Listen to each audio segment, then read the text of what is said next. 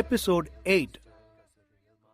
அஜயின் தலையில் கை வைத்து, உனக்கு இப்ப அந்த அவமானம் பெரிய விஷயமா தெரியாது, நீ அத மனசுல மூடி வைக்கிற வரைக்கும் தான் அது பிரச்சனை, இப்ப நீ ரிலாக்ஸ்டா இருக்கலாம் என ஜீவா அமைதியாக கூற, அஜய் நெஞ்சில் ஏதோ எரியும் உணர்வு ஏற்பட்டு அவன் முகம் சிவந்து உடல் கட்டுப்பாடில்லாமல் நடுங்கியது.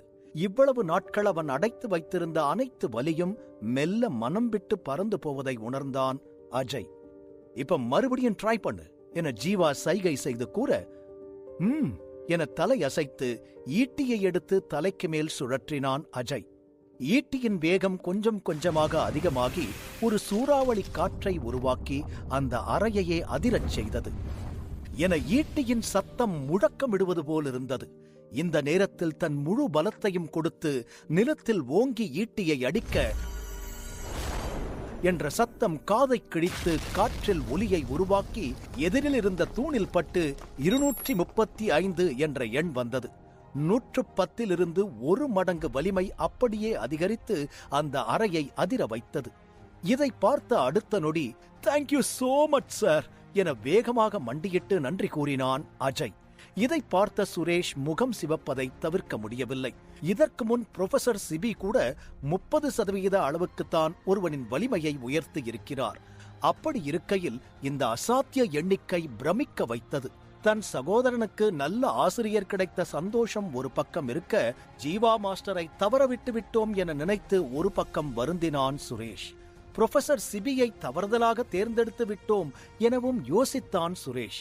இருந்தாலும் எவ்வளவு திறமையான ஈட்டி ஆசிரியர் எப்படி இவ்வளவு நாட்கள் வெளியே தெரியாமல் இருந்தார் என குழப்பமாக பார்த்து, சார், நீங்க அஜய ஸ்டூடெண்டா ஏத்துக்கிட்டதுனால நான் உங்ககிட்ட இத கேக்குறேன், உங்க நேம் தெரிஞ்சுக்கலாமா என தயங்கிக் கொண்டு சுரேஷ் கேட்க, அஜயும் அதை தெரிந்து கொள்ளும் ஆசையில் ஆவலாக பார்த்தான். ஜீவா மெல்ல புன்னகைத்து, என் பேரு ஜீவா என நிதானமாக கூறினான். சுரேஷ் நினைவுக்கு ஏதோ வர புருவத்தை உயர்த்தி கொஞ்சம் யோசித்துவிட்டு முகத்தை சுருக்கி, இப்பதான் எனக்கு ஞாபகம் வருது, டீச்சர்ஸ் எலிஜிபிலிட்டி ரவுண்ட்ல 0 வாங்கின வேர்ஸ்ட் மாஸ்டர் நேம் கூட ஜீவாதான், உங்களுக்கும் அதே பேரா என சுரேஷ் ஆச்சரியமாக கேட்க, நீ கேள்விப்பட்ட அந்த வேர்ஸ்ட் புரொஃபசர் நான் தான், அந்த ஜீவாதான் இந்த ஜீவா என ஜீவா அமைதியாக கூறினாலும் அதை கேட்ட அஜயும் சுரேஷும் அதிர்ந்து போனார்கள். நீங்கள் கேள்விப்பட்ட ஜீவா நான் தான் என ஜீவா சொன்னபின் இருவரின் முகமும் நம்ப முடியாத பாவனையை வெளிப்படுத்தியது. ஜீவாவா? அவன் ஒரு குடிகாரன், அவன் ஒரு பொம்பளை பொறுக்கி, இந்த ஸ்கூல்லயே வேஸ்ட் ஃபெலோ, ஜீவா மாதிரி ஒரு ப்ரொஃபஸரை எவனும் சூஸ் பண்ண மாட்டான், அவன் ஒரு ஜீரோ என பலர் சொன்னது சுரேஷ் அஜய்க்கும் நினைவுக்கு வந்தது. ஜீவாவிடமிருந்து விலகி இருக்க பலர் அறிவுறுத்தி இருந்தனர். ஆனால் இப்போது இருவரும் ஜீவாவை பார்த்த விதம் அவர்கள் கேள்விப்பட்டதற்கு முற்றிலும் மாறாக இருந்தது. சார், நீங்க தான் ஜீவாவா? ஆனா உங்களை பத்தி வேற மாதிரி சொன்னாங்களே என அஜயால் கேட்காமல் இருக்க முடியவில்லை. இருந்தாலும் அஜய் கேள்விப்பட்டதை தவிர்த்து இப்போது கண்ணெதிரில் அவன் கண்ட காட்சிகள் அப்படியே தலைகீழானது. ஒருவேளை இவ்வளவு டேலண்ட் இருக்கிறதுனால இங்க இருக்கிறவங்க எல்லாம் பொறாமையில உங்களை தப்பா சொல்லிருப்பாங்களோ என குழப்பமாக மீண்டும் கேட்டான் அஜய். ஜீவா தன் தலையை மெல்ல சாய்த்து அமைதியாக நின்றான். இந்த ஜீவா எவ்வளவு மோசமான வாழ்க்கையை வாழ்ந்திருக்கிறான், அவனை பத்தி தெரியாத ஒருத்தர் கூட இந்த ஸ்கூல்ல இல்ல போல என ஜீவாவின் உடலில் இருக்கும் ரித்விக்கிற்கு மனதில் ஓடிக்கொண்டிருந்தது. ஜீவாவின் முந்தைய வாழ்க்கை எப்படி இருந்தாலும் அதை நான் சரி செய்யணும்.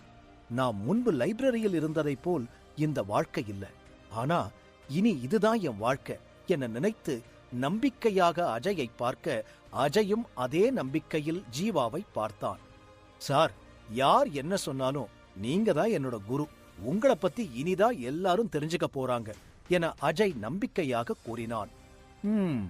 நம்ம வேலைய கரெக்டா செய்வோம், அதுதான் நாம யாருன்னு காட்டும்.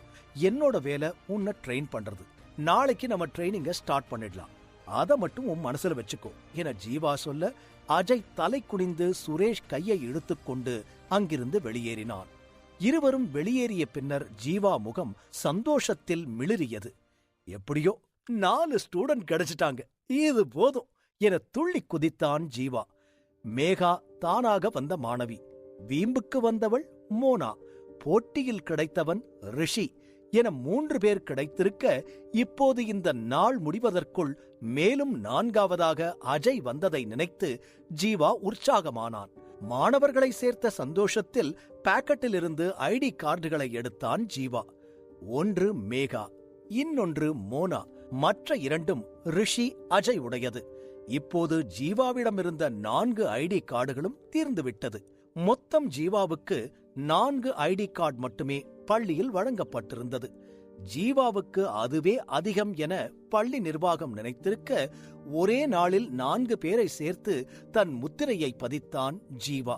இப்போது இன்னொரு மாணவன் வந்தால் கூட தன்னால் சேர்த்துக் கொள்ள முடியாது என்பதை உணர்ந்து மேலும் சில ஐடி கார்டுகளை வாங்க நினைத்தான் ஜீவா. இந்த ஐடி கார்டு மாணவர்கள் மற்றும் ஆசிரியர்களின் பந்தத்தை உறுதி செய்கிறது.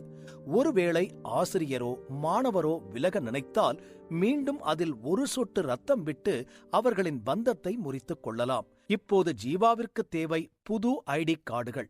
ஜீவா தன் வகுப்பறையிலிருந்து வெளியே வந்து நடக்கத் தொடங்கினான். சூரியன் பிரகாசமாக தன் ஒளியை பரப்பிக் கொண்டிருக்க, பள்ளியின் மரத்தின் நிழலில் ஆசிரியர்களும் புதிய மற்றும் பழைய மாணவர்களும் உற்சாகமாக நடந்து கொண்டிருந்தனர். ஜீவா அவர்களை கடந்து முன்னால் சிறிது தூரம் சென்றபின் ஒரு பெரிய ராட்சத கட்டிடம் இருந்தது. அந்த கட்டிடத்தின் மேல் 2 பதாகை தொங்கிக் கொண்டிருக்க, அதில் லாஜிஸ்டிக்ஸ் பில்டிங் என எழுதப்பட்டிருப்பதை பார்த்து உள்ளே நுழைந்தான். இந்த கட்டிடத்தில்தான் புதிய ஐடி கார்டு கிடைக்கும் என முடிவு செய்து ஜீவா உள்ளே நுழைந்து கொண்டிருக்க, யாரது? ஸ்டார் ப்ரொஃபசர் ஜீவா மாதிரி தெரியுது. இங்க என்ன பண்ற என ஒரு குரல் முன்னாலிருந்து வந்தது. ஜீவா தலை நிமிர்ந்து கொஞ்சம் தூரத்தில் இருந்த அந்த உருவத்தை பார்த்தான். ஒரு மாமிச மலை எதிரில் நிற்பது போல் அந்த உருவம் இருந்தது. கிட்டத்தட்ட 300 முதல் 400 கிலோ எடையுடைய ஒருவன் நிற்பதை பார்த்து ஸ்தம்பித்துப் போனான். கண்களை மூடி மனதில் உள்ள டெஸ்டினி புக்கை புரட்டி பார்க்க ஹென்றி என்ற பெயர் தோன்றியது. இந்த ஹென்றி லாஜிஸ்டிக்ஸ் பொறுப்பாளர்களில் ஒருவர். எப்போதும் ஜீவாவை மட்டம் தட்டுவதில் பெரும் ஆர்வம் உள்ளவன். அதிலும் ஜீவாவின் சம்பளம் தகுதியின் அடிப்படையில் குறைந்த அளவில் இருந்ததால் ஹென்றி ஒருபோதும் ஜீவாவை மதித்ததில்லை. ஜீவா மெதுவாக ஹென்றி அருகில் நடந்து சென்றான். ஓ, உனக்கு கொடுத்த ஐடி கார்டை ரிட்டர்ன் பண்ண வந்தியா? நான் தான் அப்பவே சொன்னேனே, 4 ஐடி எல்லாம் உனக்கு ரொம்ப அதிகம்னு என கிண்டலாக சொல்லி சிரித்தான் ஹென்றி. ஹென்ரியின் வயிறு சந்தோஷத்தில் குலுங்குவதை பார்த்த ஜீவா மர்மமாக சிரித்துக்கொண்டு, இல்ல, அந்த ஐடி கார்டை யூஸ் பண்ணிட்டேன். இன்னும் எனக்கு ஐடி கார்டு வேணும். அதை கேட்கத்தான் இங்க வந்திருக்கேன் என ஜீவா அமைதியாக கூறினான்.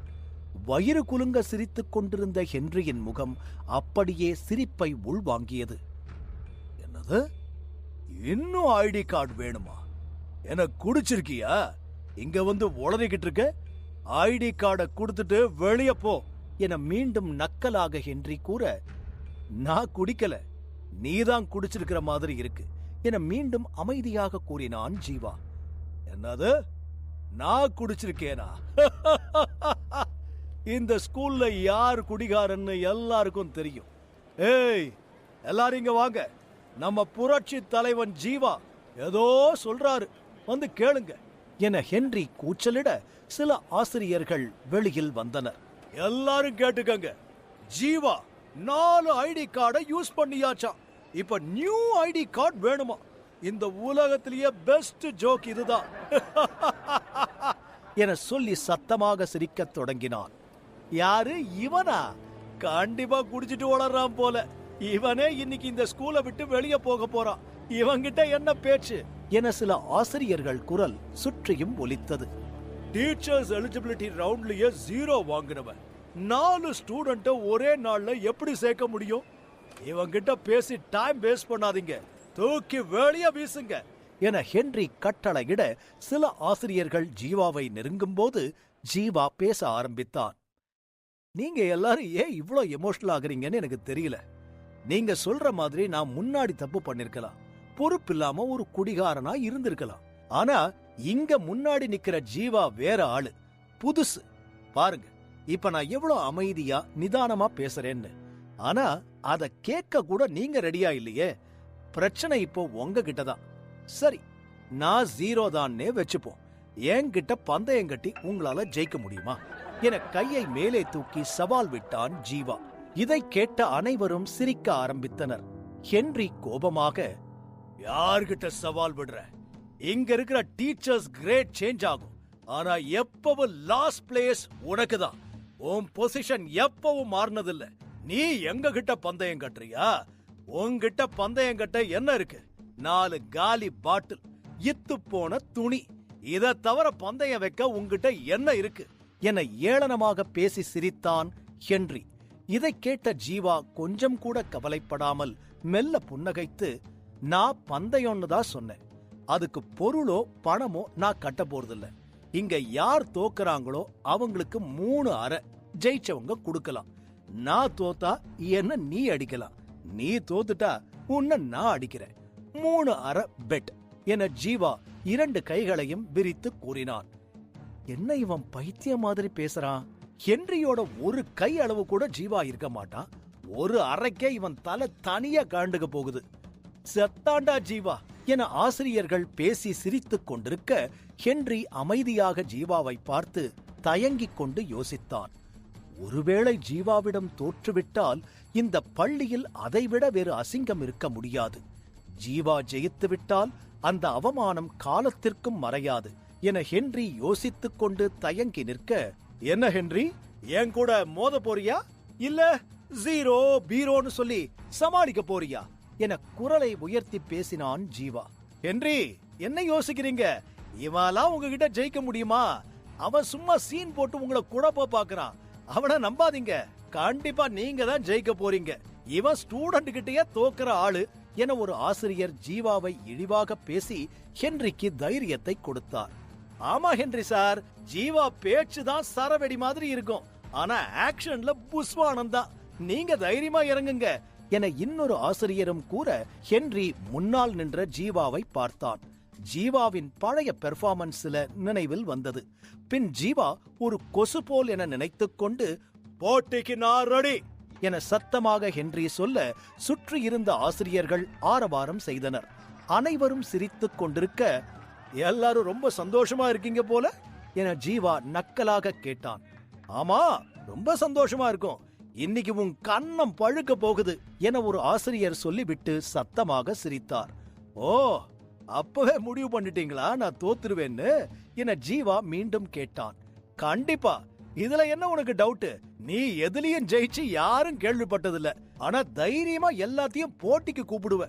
இப்படிதான் ஆடிட்டோரியத்துல ஆனுவல் டே அப்போ ரத்தோர் சார் கிட்ட ஒரு உத வாங்கின, அது கூட உனக்கு ஞாபகம் இருக்காது இப்போ, ஏன்னா நீ போதையில இருந்த என இன்னொரு ஆசிரியர் சொல்ல அனைவரும் மேலும் சிரிக்க ஆரம்பித்தனர்.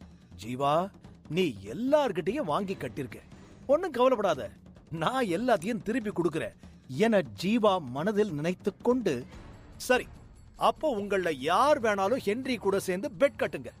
ஒருவேளை நான் தோத்துட்டா என்ன நீங்க அறையலாம், ஆனா நான் ஜெயிச்சிட்டா என ஜீவா சொல்லி முடிப்பதற்குள், நடக்கிறத பேசு ஜீவா என ஒரு ஆசிரியர் குரல் வந்தது. சில ஆசிரியர்கள் சிரித்தனர்.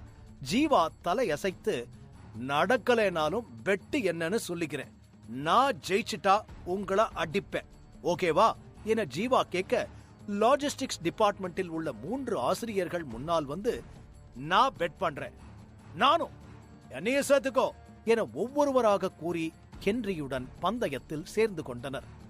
மாமிச மலை போலிருக்கும் ஹென்றி தன் ஹல்க் கைகளை படாரென தட்டிக் கொண்டான்.